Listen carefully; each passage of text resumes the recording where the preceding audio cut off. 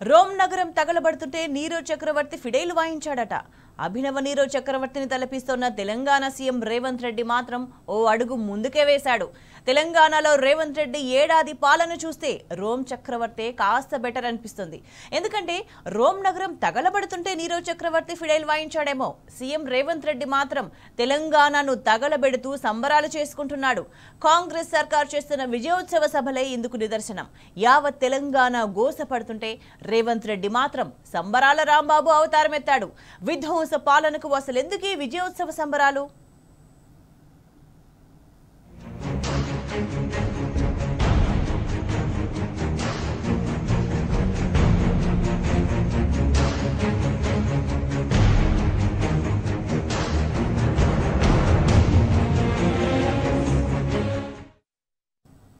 విధ్వంస పాలనకు ఏడాది కావస్తుంటే తెలంగాణ సమాజం యావత్తు గోసపడుతుంటే కాంగ్రెస్ మాత్రం నిస్సిగ్గుగా విజయోత్సవాలు జరుపుతుంది. రేవంత్ సర్కార్ తీరుపై తెలంగాణ ప్రజలు మండిపడుతున్నారు. అలవిగాని హామీలతో తమను మోసం చేశారని ఒకవైపు అన్ని వర్గాల ప్రజలు తీవ్ర అసహనంతో రగిలిపోతున్నారు.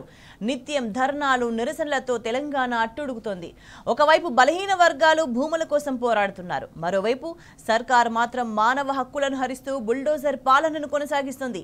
6 గ్యారంటీల్లో ఒక్కటంటే ఒక్కటి కూడా సంపూర్ణంగా అమలు చేయలేదు. కానీ ఆత్మస్థితి పరనింద చేస్తూ రేవంత్ రెడ్డి పబ్బం గడుపుకుంటున్నారు. అందుకు తెలంగాణలో కాంగ్రెస్ సర్కార్ చేస్తున్న విజయోత్సవాలే నిదర్శనం.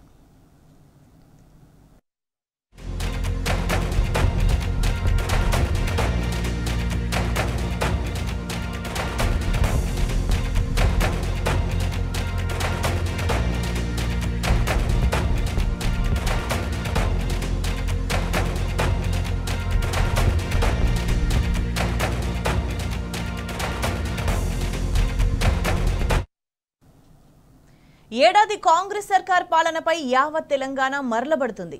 దశాబ్ద కాలంలో ప్రగతి కాంతులు విరజిమ్మిన రాష్ట్రం కాంగ్రెస్ గద్దెనెక్కిన ఏడాదికి ఆగమైపోయింది. మతి తప్పిన రాజకీయాలతో పాలన గతి తప్పింది. అలవిగాని హామీలతో ప్రజలను మాయ చేసిన రేవంత్ రెడ్డి గద్దెనెక్కిన తర్వాత అసలు రంగు బయటపెట్టాడు. సంక్షేమానికి తూట్లు పొడిచి అభివృద్ధికి పాతరేశాడు. నిరుపేదల చదువుకు భవిత లేకుండా పోయింది. సాగు సంక్షోభంలో పడింది. ప్రగతి ప్రమాదంలో కూరుకుపోయింది.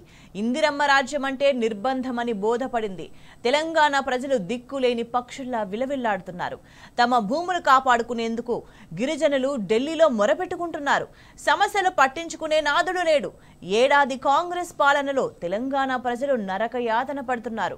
కాంగ్రెస్ విధ్వంసానికి తెలంగాణ విలవిల్లాడుతుంటే ఒకవైపు రేవంత్ సర్కార్ మాత్రం విజయోత్సవ సభల్లో మునిగి తేలుతుంది.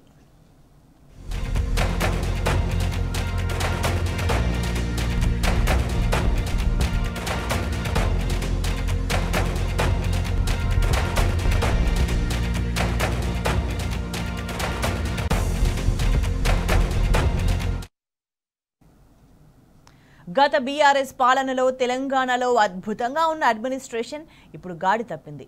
ప్రజాభవన్ ఉత్తభవన్గా మారింది. ప్రజావాణి ఆరంభ సూరత్వమే అయింది. కనీసం జిల్లా కలెక్టరేట్లలో కూడా ప్రజల సమస్యలు వినే నాదుడు లేడు. కలెక్టరేట్లలోనే బాధితులు ఆత్మహత్యలు చేసుకునే దుస్థితి నెలకొంది.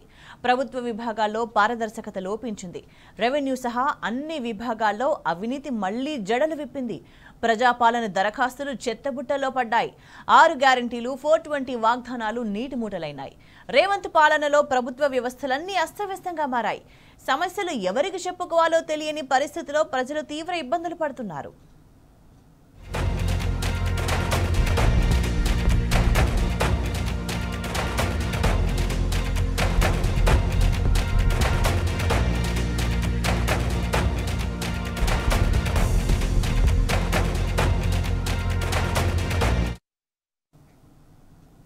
బీఆర్ఎస్ పాలనలో పండగలా మారిన వ్యవసాయం కాంగ్రెస్ వచ్చినాక దండగైంది.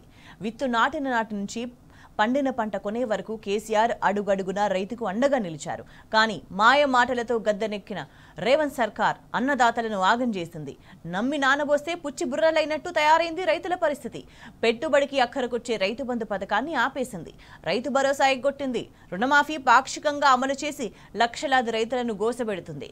కష్టపడి పండించిన ధాన్యం కొనకుండా రైతులను గోసబెడుతుంది. ధాన్యానికి బోనస్ బోగస్గా మారింది.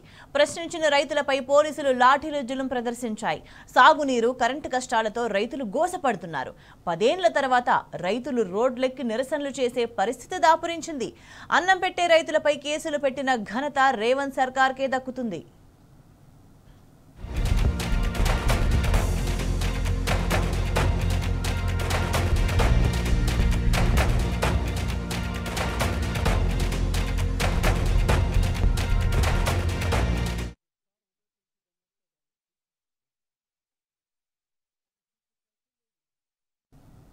తెలంగాణలో గత బీఆర్ఎస్ హయాంలో స్వర్ణ యుగాన్ని తలపించిన సంక్షేమం ఇప్పుడు అటకెక్కింది. ఎన్నికలకు ముందు 6 గ్యారంటీలు, 420 హామీలు ఇచ్చిన కాంగ్రెస్ అధికారం చేపట్టాక హామీలు అమలు చేయడంలో చేతులెత్తేసింది. అమ్మఒడి పథకం అటకెక్కింది. కేసీఆర్ కిట్లు మాయమైపోయినాయి. న్యూట్రిషన్ కిట్ల ముచ్చటే లేదు. ఆసరా పెన్షన్లు పెరక్క అవ్వాతాతలు ఆవేదన వ్యక్తం చేస్తున్నారు. చేనేత రంగంలో సంక్షేమ పథకాలన్నీ నిలిపేసింది.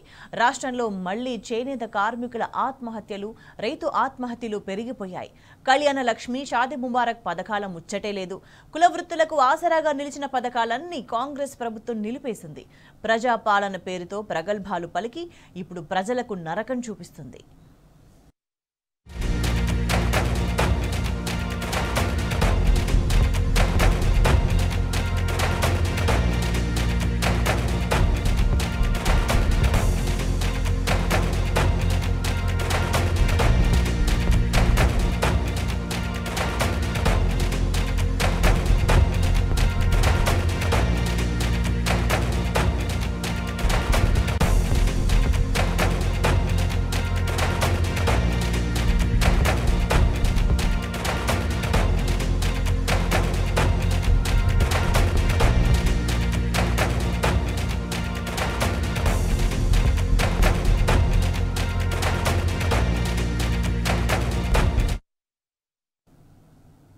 ఎమర్జెన్సీ ఈ పదం వినగానే గుర్తుకొచ్చే పేరు ఇందిరాగాంధీ.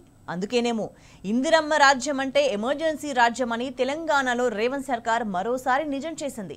ప్రజాపాలన తెస్తామంటూ ప్రగల్భాలు పలికిన రేవంత్ రెడ్డి గద్దెనెక్కిన తర్వాత నియంతృత్వ పాలనతో రెచ్చిపోతున్నారు. కాంగ్రెస్ సర్కార్ నిరంకుశ పాలనలో దశాబ్దం తర్వాత తెలంగాణలో మళ్లీ పోలీసుల దమనకాండ కనిపిస్తోంది. రేవంత్ సర్కార్ నియంతృత్వ అడుగుల కింద తెలంగాణలో ప్రజల స్వేచ్ఛ హరించుకుపోతుంది. రైతులు, విద్యార్థులు, నిరుద్యోగులు, జర్నలిస్టులు, సామాజిక ఉద్యమకారులు, ప్రజా హక్కుల సంఘం నేతలు ఇలా అన్ని వర్గాల ప్రజల హక్కులు కాలరాసింది ఈ సర్కార్. ఉవ్వెత్తున ఎగుస్తున్న ప్రజాగ్రహాన్ని అదుపు చేయలేక, ప్రజల ఆకాంక్షలు నిలబెట్టలేక చేతులెత్తేసిన సర్కార్ ఇప్పుడు నిర్బంధాన్నే అస్త్రంగా ప్రయోగిస్తుంది.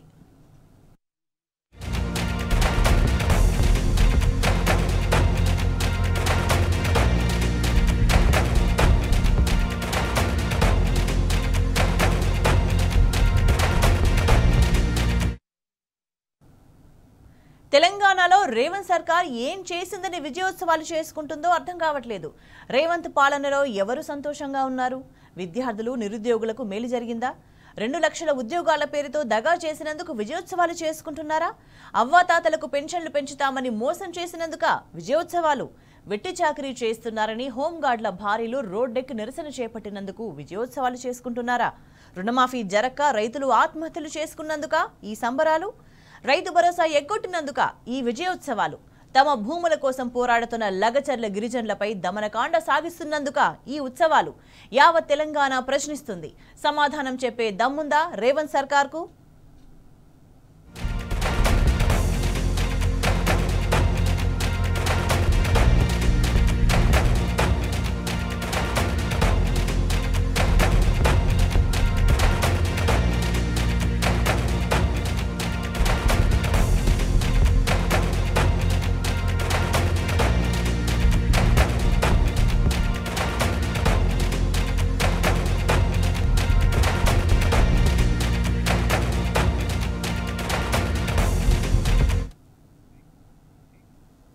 రేవంత్ సర్కార్ ఏడాది పాలనపై మాజీ మంత్రి హరీష్ రావు మండిపడ్డారు. ఎగవేతల రేవంత్ రెడ్డికి విజయోత్సవ సంబరాలు ఎందుకని ఎద్దేవా చేశారు. ప్రభుత్వ వైఫల్యాలపై ప్రజాగ్రహం ఎగిసిపడుతుంటే డైవర్షన్ కోసం సీఎం రేవంత్ రెడ్డి బూతు భాషనే నమ్ముకున్నారని దుయ్యబట్టారు. సీనియర్ కాంగ్రెస్ నేతలను తొక్కి సీఎం రేవంత్ రెడ్డి గెలిచిన తర్వాత ప్రజలను తొక్కుతున్నాడని హరీష్ రావు నిప్పులు చెరిగారు. సోనియా గాంధీ దేవత అంటున్నాడు, సోనియా గాంధీ తల్లి అంటుండు. మరి వెనకట ఏమన్నాడు అయినా తెలుగుదేశం ఉన్నప్పుడు? సోనియా గాంధీని బలిదేవత అన్నాడు. నీ నోటికి మొక్కాలే. ఏ రోటికాడ పాట పాడతావు నువ్వు, ఏ ఎండకా గొడుగు పడతావు నువ్వు అంటే మాట తప్పుడే ఆయన డిఎన్ఏలో ఉన్నది. అబద్ధాలు ఆడడమే ఆయన డిఎన్ఏలో ఉన్నది. మోసం చేయడమే ఆయన డిఎన్ఏలో ఉన్నది. ప్రతిపక్షం మీద పగ, ప్రజలకు దగ. ఇంతకు మించి ఏమైనా చేసినవా? 6 గ్యారంటీలు అమలైనాయే. మొదటి గ్యారంటీ మహిళలకు 2500 ఇచ్చిండా? నిన్న మాట్లాడుతుండే ఇంకా ఏం తక్కువైంది. మేము కాంగ్రెస్ పార్టీ అధికారంలోకి వచ్చినాక ఎవరు ఏమి కోల్పోలేదు అని రేవంత్ రెడ్డి మాట్లాడుతుండు. కోల్పోయినామా లేదా? రేవంత్ రెడ్డి వచ్చినాక రైతు బంధు కోల్పోయినామా లేదా? యాక్చువల్గా ఆ ఒక్కసారి వచ్చింది కూడా మనము ఎలక్షన్లప్పుడు విడుదల చేసిన డబ్బులే. మా నిరంజన్ వ్యవసాయ శాఖ మంత్రిగా, కేసీఆర్ గారు ముఖ్యమంత్రిగా విడుదల చేసిన డబ్బులు. నువ్వు వచ్చిన తర్వాత ప్రజలు రైతు బంధు కోల్పోయినరు, కేసీఆర్ కిట్ కోల్పోయినరు, న్యూట్రిషన్ కిట్ కోల్పోయినరు, బతుకమ్మ పండుగకు అక్కజెల్లెలు చీరలు కోల్పోయినరు, మా గొల్ల కుర్మలు 2వ దశ గొర్రెలు కోల్పోయినరు, బీసీ బంధు కోల్పోయినరు, మా దళిత సోదరులు దళిత బంధు కోల్పోయినరు. గిన్ని కదా కోల్పోయినాయి. మా చేపలు, మా ముదిరాజులు, మా గంగపుత్రు ఎన్ని అమలు చేసినావో చెప్పాలి కదా. వృద్ధులకు 4000 పింఛన్ అన్నావు, ఇచ్చినవా? రైతు భరోసా 15,000 అన్నాడు, అది ఇయ్యలే. విద్యార్థి భరోసా కార్డు అన్నాడు, అది ఇయ్యలే. చివరికి ఇండ్లు అన్నాడు, ఇయ్యాలటి వరకు ఒక ఇల్లు కట్టలే. కూలగొట్టింది తప్ప ఒక ఇల్లు అయితే కట్టలే. హైదరాబాద్ లో మూసి అని, హైడ్రా అని, గరీబోల ఇల్లు కూడా కొట్టింది తప్ప ఏడాది రేవంత్ రెడ్డి పాలనలో ఒక్క ఇల్లు కూడా కట్టిన పాపాన పోలే. అంటే అన్ని ఎగబెట్టుడే. 6 గ్యారంటీల్లో ఇల్లు రాలేదు, చేయూత రాలేదు, మహిళలకు మహాలక్ష్మి రాలేదు, విద్యార్థి భరోసా కార్డు రాలేదు. ఏది కూడా నువ్వు చేసిన పాపాన పోలే. అన్ని ఎగబెట్టినావు. ఇప్పటి నుంచి నిన్ను యనుమల రేవంత్ రెడ్డి కాదు, ఎగవేతల రేవంత్ రెడ్డి అని పిలుస్తాం బిడ్డ అని చెప్పినాం. కలుపు మొక్కనట కేసీఆర్, కల్పవృక్షం. కలుపు మొక్కను మళ్ళా రానియడట. కేసీఆర్ కాదు, నువ్వు కలుపు మొక్కవు. నువ్వు ఏదో అదృష్టం బాగుండి అటిమారి గుడి దెబ్బలే బయటపడ్డావు. నువ్వు ఆ సీనియర్ కాంగ్రెస్ నాయకులను తొక్కుకుంటా ఇవాళ ముఖ్యమంత్రి అయినవు. కాంగ్రెస్ లీడర్లను చాలా పెద్ద పెద్దలను తొక్కుకుంటా అడ్డదారులు వచ్చినావు, ముఖ్యమంత్రి అయినవు. ఇప్పుడు ప్రజలు దొక్కుతున్నావు. గెలిచినాక లగచర్లలో ఎవరు దొక్కిండు? మొన్న మా ఎస్టీ మహిళలను దొక్కిండు. పేద మా రైతులను దొక్కుతున్నాడు. రైతుల భూములు బలవంతంగా తీసుకునే ప్రయత్నం చేస్తున్నాడు. ఇది రేవంత్ రెడ్డి పరిస్థితి.